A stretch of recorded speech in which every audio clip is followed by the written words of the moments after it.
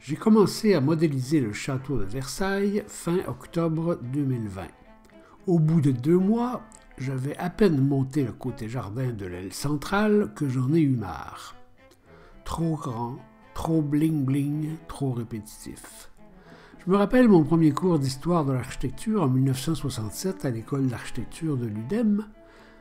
Projection de diapositive de la luxueuse demeure des rois de France et je m'exclame tout haut « Oh, le beau 454,5 » En France, j'aurais dit « Oh, le beau T454 » La salle s'esclave de rire, le prof fait la gueule. Il n'a pas aimé ma joke, j'ai pas aimé ses cours.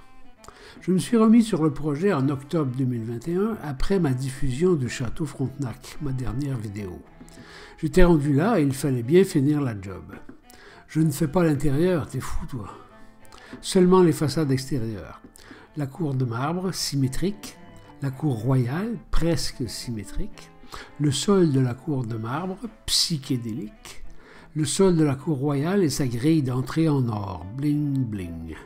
Les toitures centrales, l'aile sud, la chapelle royale. Je vous montre le making-of à la fin de cette vidéo. L'aile nord et les toitures générales. Puis j'attaque le jardin et le parc avec beaucoup de plaisir. Suivez-moi pour un tour dans le projet fini. La propriété fait 3,5 km sur 2,2 km. Le château, au bout du parc, fait un peu plus que 400 mètres d'envergure. Il comprend 2300 pièces, dont 1000 pièces d'un musée. Dixit Wikipédia. J'étais très court avec mon 454,5. Nous survolons la cour des ministres, qui n'est pas représentée ici, ça va. Nous traversons le portail doré pour entrer dans la cour royale. Un petit tour dans la cour de marbre. Le jardin est composé de parterres et bosquets. Ici, le parterre du Nord, puis le bosquet des Trois Fontaines, le bassin du Dragon et le bassin de Neptune. On survole le bosquet du Théâtre d'eau, le bosquet des Bains d'Apollon, le parterre de la Tonne et son bassin ovale, le bosquet de la salle de bal, l'orangerie, le bosquet de la Reine, le bassin du Miroir et le jardin du Roi, la salle des Marronniers et la colonnade, oui, une série de colonnes disposées en cercle, le bosquet des Dômes et son bassin hexagonal. À côté, le bosquet de l'Encelade. Oh, merveille des merveilles! Une gloriette exceptionnelle. Bois ou métal? Plus loin, le bosquet de l'obélisque. C'est le jet d'eau du bassin qui fait l'obélisque. On emprunte l'allée d'Apollon qui nous mène à son bassin. Puis le Grand Canal. Environ 1,6 km dans le sens est-ouest et 1 km nord-sud. Alors on arrive au Grand Trianon. On traverse le péristyle pour rejoindre la cour.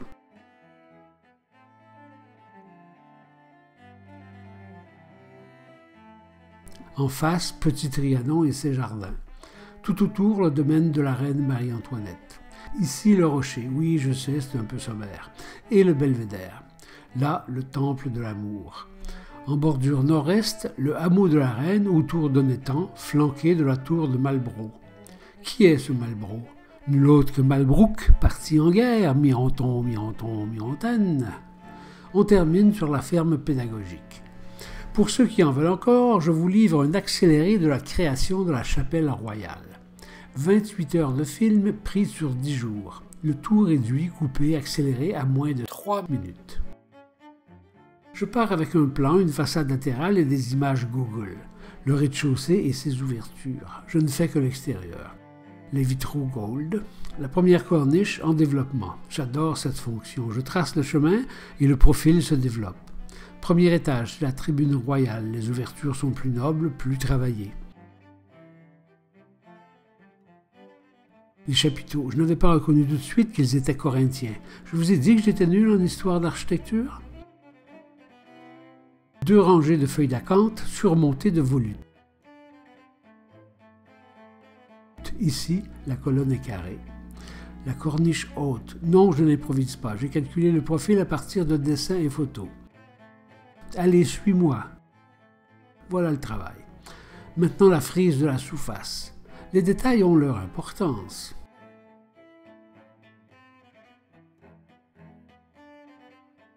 Les balustrades. Je récupère les balustres du château. Idem pour la balustrade du premier niveau de toiture, la voûte et ses contreforts. Les vitraux et leurs encadrements très élaborés en pierre taillée.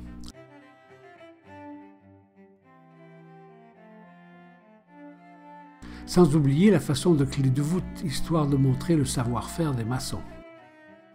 La dernière corniche, très animée celle-ci. Ça prend forme. Le vitrail ouest qui doit filtrer une lumière éblouissante en fin de journée. Les chapiteaux de style... bref, on s'en fout. La couverture élancée, plutôt élégante.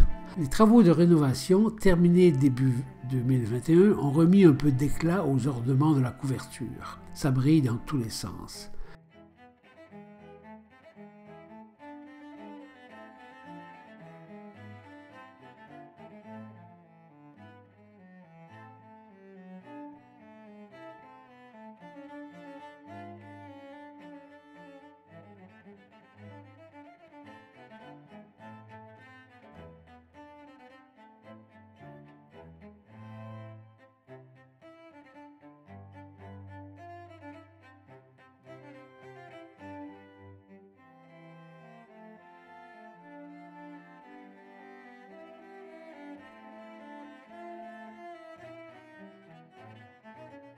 Les lucarnes aussi ont subi un sérieux lifting.